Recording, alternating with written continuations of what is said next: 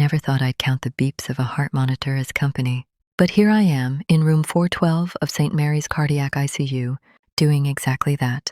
The fluid in my lungs makes every breath feel like drowning in slow motion.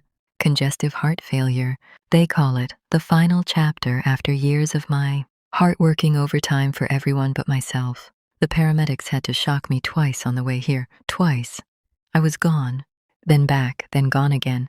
And where were my children? Planning the final touches for my grandson's high school graduation party. The cardiologist, Dr. Patel, a kind man with tired eyes, called them himself, while they were prepping me for emergency drainage. He was blunt. Your mother has decompensated severely. She's in critical condition. We may lose her tonight. Please come immediately. Lisa, my daughter, answered. I heard the conversation later, word for word, because Dr. Patel felt I deserved to know. But doctor, she said, her voice bright and distracted, like she was juggling the phone and a checklist. Today is Ethan's graduation party. We have the whole senior class coming, caterers, a DJ, a photo booth, custom cupcakes with his face on them. We've been planning this for months. Grandma's been sick off and on for years. She always bounces back. Can this wait until tomorrow? Bounces back. That phrase stabs deeper than any needle they've stuck in me tonight. I did always bounce back. I bounced back when their father walked out when Lisa was 8 and Michael was 5, leaving me with a stack of bills and 2 heartbroken kids who didn't understand why Daddy wasn't coming home. I bounced back by working nights as a waitress after cleaning offices all day, coming home at 2 a.m. with sore feet and bleach under my fingernails, so they could have new sneakers and school trips. I bounced back when I took out a second mortgage to pay for Lisa's nursing school. She wanted to be just like the nurses who cared for her when she had pneumonia as a child.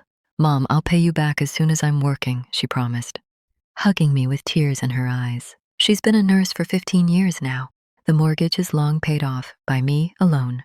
I bounced back when Michael's first business failed and he needed $25,000 to keep from bankruptcy. It's just a bridge loan, Mom. 6 months, tops. That was 12 years ago. I cashed in the little retirement fund I'd scraped together. He bought a bigger house with his wife instead. I bounced back every time their wives, Lisa's husband Tom, Michael's wife Jenna, made it clear I was too loud, too opinionated, too old-fashioned for their modern lives. I stopped offering advice. I stopped commenting on how tired Lisa looked or how Jenna's new kitchen cost more than my entire house. I learned to smile and say, whatever makes you happy, dear. I even bounced back when they stopped inviting me to Sunday dinners because the kids are so busy with sports, or we're trying to keep things low-key. Low-key meant no grandma asking if everyone had enough to eat or telling stories they'd heard 100 times. But this time, there's no bouncing. The nurse tonight is Maria, a Filipina woman about Lisa's age.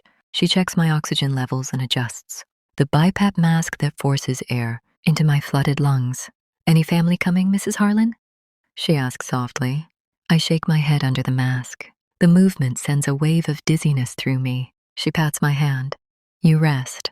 I'll sit with you. Rest, as if sleep is possible. When your mind replays every sacrifice like a cruel highlight reel. It started 3 days ago. I'd been feeling worse for weeks, short of breath climbing. The 3 steps to my apartment, ankles swollen like rising dough, that constant heavy tiredness that sits on your chest like a cat that won't move. But I didn't want to make a fuss. Not during graduation week. Ethan, my only grandson, was valedictorian.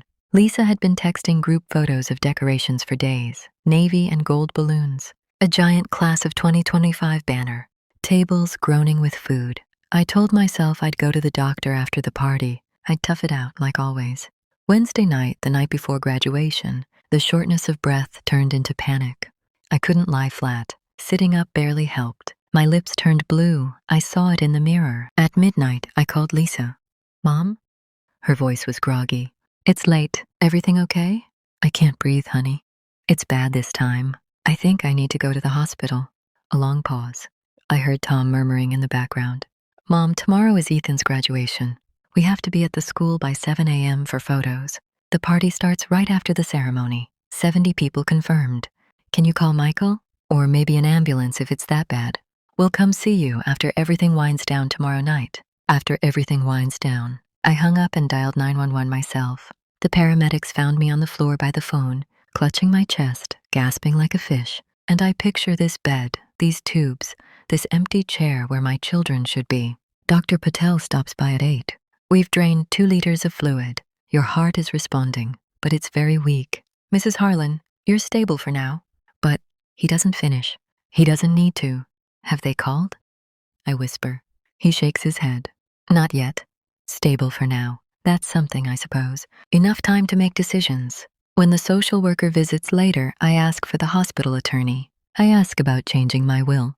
Everything I have left, the apartment, the small savings, the life insurance, was going to be split between Lisa and Michael. Now it will go to the children's ward here at St. Mary's and to Maria's nursing scholarship fund. She's going back to school for her master's. She told me during the night shift.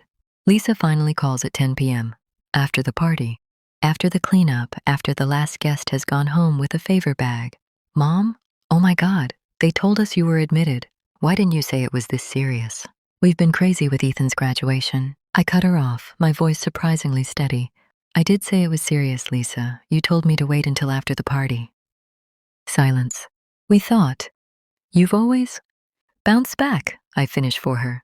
I know. But this time, I'm choosing not to. What does that mean? It means I'm tired, sweetheart. Tired of being the one who always understands, always waits, always sacrifices. You made your choice yesterday. Now I'm making mine. Mom, don't be dramatic. We're coming tomorrow morning. No, I say, don't. I don't want you here out of guilt or obligation. Go enjoy your life. You've earned it. I hang up before she can argue. Maria helps me remove the mask long enough to drink some water. My breathing is still labored, but clearer. You okay? She asks. I nod. For the first time in years, yes. Outside, the sun has set on Ethan's big day. Inside, something in me has finally settled. The heart monitor beeps steadily now, not frantic, not pleading, just done. I close my eyes and think of the garden I used to have. Roses, peonies, lilacs. I think of small hands helping me plant seeds, of laughter echoing off the fence. Those children are gone. They graduated long ago from needing me. And tonight so have I.